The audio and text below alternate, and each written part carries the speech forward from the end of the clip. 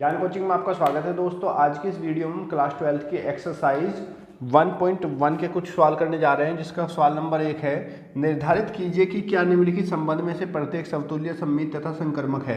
आपका पहला क्वेश्चन दिया गया है कि यहाँ पर जो समुच्चय है ए की वैल्यू 1 2 3 डैश डैश डैश 14 तक है। रिलेशन है एक्स वाई में 3x माइनस वाई बराबर 0। इसका ये जो समुच्चय 1 से 14 तक है, इसका मतलब ये हुआ कि जो x की वैल्यू है वो भी 14 तक है और y की वैल्यू वो भी आपकी 14 तक होगी, उससे ज़्यादा नहीं होगी। आइए करते हैं क्वेश्चन। सबसे पहले तो रिलेशन देखते हैं। रिलेशन आपका है 3x माइनस वाई बराबर 0। इसका मीन्स हुआ y बराबर 3x। यहाँ से हम x की वैल्यू 1 रखेंगे। x इजकल टू आप जब 1 रखोगे तो आपको y इजकल टू आपको मिलेगा 3 इंटू 1 इज इक्वल टू 3। तो पहला रिलेशन आपका हो गया 1,3। दूसरा रिलेशन x बराबर आप रखोगे 2 तो y इजकल टू आपका हो जाएगा 2, यहाँ पर x में रखोगे आप 2 तो 2 तिया 6। दूसरा रिलेशन 2,6। फिर x बराबर आप रखोगे इसमें कितना 3, तो y बराबर हमें मिलेगा 3 तिया 9। तो x बराबर 3 पर y इजकल टू 9। अब हमें x इजकल टू रखेंगे 4 तो y इजकल टू हमें मिलेगा 4, यहाँ पे रखेंगे 4 तिया 12। तो अगला रिलेशन होगा 4,12। अगर x इजकल टू हम 5 रखते हैं तो y इजकल टू हमें मिलेगा 15। लेकिन हमने आपको बताया कि जो x y की वैल्यू है वो 14 तक हो सकती है, पर ये तो y की वैल्यू 15 हुई, तो ये वाला रिलेशन इसके अंदर काउंट नहीं होगा। अब हमारे पास रिलेशन आए हैं 1,3, 2,6, 3,9, 4,12। अब ये जो संबंध आए हैं, ये जो रिलेशन है, इन रिलेशन को हमें बताना है ये हमारे समतुल्य है, सममित है या फिर संकर्मक है। अब सबसे पहले बात करते हैं समतुल्य के लिए। देखो समतुल्य क्या होता है कि अगर कोई रिलेशन, कोई समुच्चय आपका a, का है, a, b का सॉरी, तो अगर उसके अंदर ऐसा रिलेशन है a, और b, अगर ये रिलेशन उसके अंदर है, ये संबंध है, तो वो समतुल्य होगा, वरना वो समतुल्य नहीं होगा। अब यहाँ पे देखिए आप, इसके अंदर अगर क्या इसके अंदर कोई ऐसा रिलेशन है, इसके अंदर रिलेशन होना चाहिए था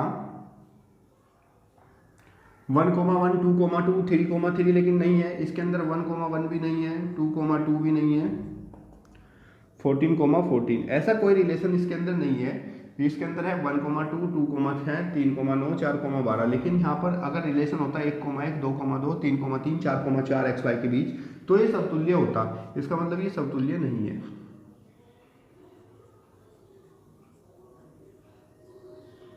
अगला है सममित। सममित के लिए देखते हैं। सममित के लिए कंडीशन होती है आपकी कि यहाँ पर a, b है, तो इसके अंदर अगर रिलेशन ऐसा है, ऐसा रिलेशन है a, b और फिर b, a, अगर इसमें ऐसा रिलेशन है तो ये सममित होगा, अदरवाइज सममित नहीं होगा।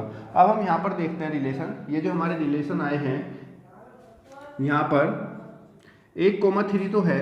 अब क्या इसके अंदर 3,1 भी है? 3,1 इसके अंदर रिलेशन में कहीं भी नहीं है, तो यहाँ पर रिलेशन जो है 3,1 इसके अंदर रिलेशन नहीं है।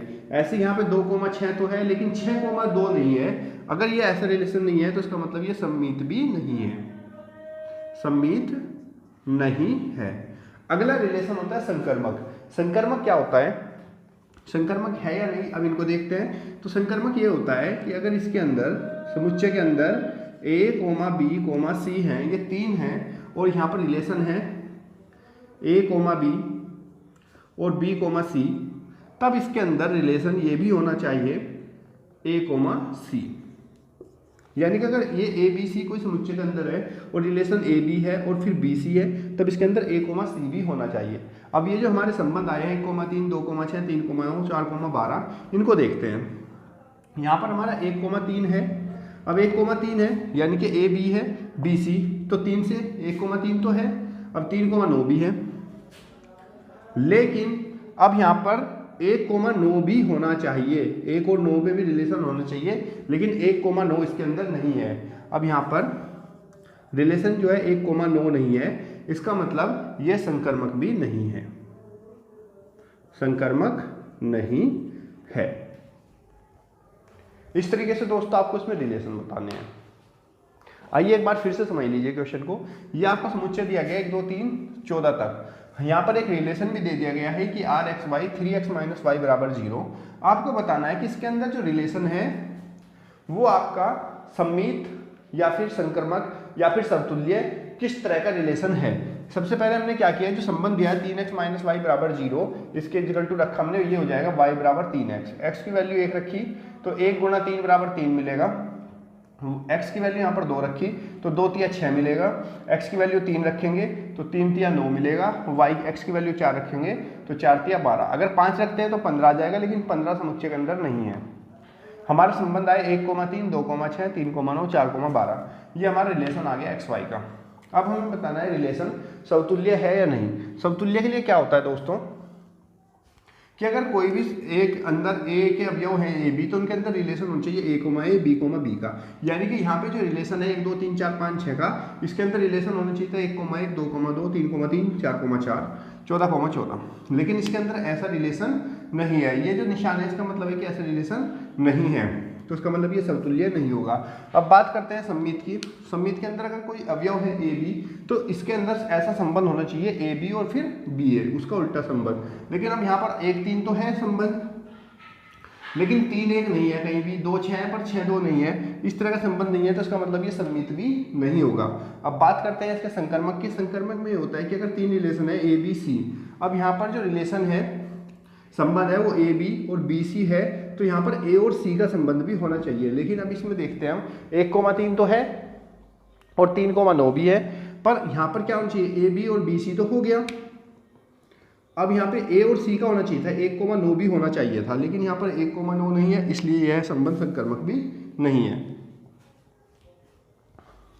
दोस्तों अगर ये क्वेश्चन आपको समझ में आया है तो आप मुझे कमेंट बॉक्स में जरूर बताइए, जिससे कि मैं अगले क्वेश्चन का भी हल आप तक पहुंचा सकूं। प्राकृतिक संख्याओं में समुच्चय n r एक ऐसा संबंध है, r संबंध दिया गया है इसमें x, y, y बराबर x प्लस 5 तथा x छोटा है 4 से द्वारा परिभाषित है। तो बताना ये संबंध समतुल्य, सम्मित या संकर्मक, इन तीनों में से कौन सा होगा, आपको ये संबंध बताना है। आइए करते हैं। x की वैल्यू जो है वो 4 से छोटी है। 4 से छोटे का मतलब x की वैल्यू आपकी 1 हो सकती है, 2 हो सकती है और 3। अब यहाँ पर संबंध आएगा y बराबर है हमारा x प्लस 5, तो x बराबर 1 पर y बराबर हमें मिलेगा 5 प्लस 1 बराबर 6। तो पहला संबंध हमारा होगा 1,6। दूसरा संबंध x बराबर 2, x बराबर 2 पर y बराबर हमें मिलेगा 2 प्लस 5 बराबर 7। तो दूसरा संबंध हुआ 2,7। तीसरा संबंध x बराबर 3, तो y बराबर x बराबर 3 पर y बराबर हमें मिलेगा 3 प्लस 5 बराबर 8। तो अगला संबंध हो गया 3,8। अब हमारे जो रिलेशन है वो आया है 1,6 2,7 और 3,8। अब आपको बताना है रिलेशन समतुल्य है, सम्मित है या फिर संकर्मक है। अब हमने बताया था भाई सम्मित होने के लिए क्या होना चाहिए आपका 1,1 2,2 3,3, लेकिन इसके अंदर ऐसा है नहीं। आर के अंदर कोई भी संबंध 1,1 जैसा नहीं है, 2,2 जैसा नहीं है, 3,3 जैसा नहीं है, इसलिए ये समतुल्य नहीं है, समतुल्य नहीं है। दूसरा, अगर ये होता सम्मित, तो सम्मित के लिए रिलेशन आपका अगर 1,6 है, पर इसके अंदर कोई भी रिलेशन ऐसा नहीं है 6,1 इसके अंदर संबंध नहीं है। ऐसे ही यहाँ पर 2,7 तो है, रिलेशन जो है 2,7 तो है, लेकिन इसके अंदर संबंध नहीं है 7,2 का, यानी कि इसके अंदर ऐसा रिलेशन नहीं है, तो ये आपका सम्मित भी नहीं है। बात करते हैं संकर्मक की। संकर्मक में रिलेशन आपका 1,1 है। अब अगला रिलेशन 1, से शुरू होना चाहिए था, लेकिन यहाँ पर ऐसा कोई भी रिलेशन नहीं है, क्योंकि हमने बताया था कि अगर a कोमा बी है और दूसरा रिलेशन b कोमा सी है तो उसके अंदर रिलेशन होना चाहिए a कोमा सी का। पर यहाँ पर 1 कोमा 1 तो है। अब 1 कोमा 1 के बाद 1 से कोई भी शुरू नहीं हो रहा है, 2 कोमा 2 है तो 2 से भी इसमें कोई रिलेशन शुरू नहीं है, तो ये संकर्मक भी नहीं है, संकर्मक नहीं है। ये आपका क्वेश्चन नंबर पहले का दूसरा पार्ट है। क्वेश्चन नंबर फर्स्ट का थर्ड पार्ट है, समुच्चय A बराबर 1 2 3 4 5 6 में R जो संबंध है वो दिया गया है x y और y जो है वो भाज्य है x से, y जो है वो x से भाज्य है। तो हमारे पहले हम देखते हैं संबंध कितने होंगे। पहला संबंध हमारा हो जाएगा 1 comma 1, 1 comma 2, 1 comma 3, 1 comma 4, 1 comma 5, 1 comma 6। क्योंकि यहाँ पर इसने बताया कि y जो है वो x से भाज्य है, y जो है वो x से पूरा पूरा कट जाएगा, तो x के बारे में 1 ही कम 1, 2 भी कटता है, 3 भी, 4 भी, 5 भी, 6 भी और 7 भी, 6 भी। अब हमारा अगला संबंध होगा 2 कोमा 2 हो सकता है, 2 कोमा 4 और 2 कोमा 6, फिर 3 कोमा 6 और 3 कोमा 3, और कोई इसमें संबंध नहीं बनेगा। यहां पर हमसे कहा गया है कि y जो है ये y भाज्य है x से, यानी कि जो y या बाद की जो संख्या है वो इससे इधर x से पूरा पूरा कटना चाहिए। जैसे 6 है, 6 2 से पूरा पूरा भाग हो रहा है, तो ये इससे पूरा पूरा भाज्य होना चाहिए, ये इसके अंदर संबंध है।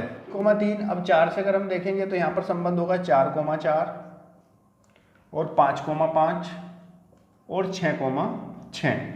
अब हम सबसे पहले देखेंगे कि हमारे संबंध क्या क्या है और ये समतुल्य है नहीं। तो R का जो रिलेशन है, अगर ये समतुल्य कब होता, जब इसके अंदर रिलेशन होता 1 comma 1, 2 comma 2, 3 comma 3, 4 comma 4, 5 comma 5 और 6 कोमा 6। अब इस संबंध में अगर हम देखें तो 1 कोमा 1 भी है इसके अंदर, 2 कोमा 2 भी है, 3 कोमा 3 भी और 4 कोमा 4, 5 कोमा 5, 6 कोमा 6, सारे संबंध इसके अंदर है। तो इसका मतलब हम इसको कहेंगे कि ये जो संबंध है वो समतुल्य है। अच्छा, सममित होने के लिए क्या होता है कि R का जो रिलेशन है, अगर यहाँ पर AB रिलेशन है तो उसके अंदर रिलेशन BAB होना चाहिए। अब यहाँ पर रिलेशन 1 कोमा 1 है, 1 कोमा 2 है, रिलेशन 1 कोमा 1 तो है, अब रिलेशन 1 कोमा 2 है। अब यहाँ पर कोई भी संबंध 2 कोमा 1 नहीं है। संबंध जो है 1 कोमा 2 तो है, पर 2 कोमा 1 इसमें संबंध नहीं है। ऐसे अगर 1 कोमा 4 को देखें तो 1 कोमा 4 तो संबंध है 1 और 4 का, लेकिन 4 कोमा 1 में संबंध नहीं है, तो इसलिए ये जो संबंध है वो सममित नहीं है, सममित नहीं है। बात करते हैं संकर्मक की। अब संकर्मक है यहां पर 1 कोमा 1 रिलेशन है, 1 कोमा 2, अब 1 कोमा 1 है, फिर 1 कोमा 2 है, तो 1 कोमा 2 भी होना चाहिए। अब देखते हैं क्या 1 कोमा 2 है, हाँ भाई है इसमें 1 कोमा 2। ऐसे अगर 1 कोमा 2 देखो और 1 कोमा 3 देखो तो क्या 1 कोमा 3 है, हाँ 1 कोमा 3 भी है, तो इसका मतलब ये संबंध संकर्मक है।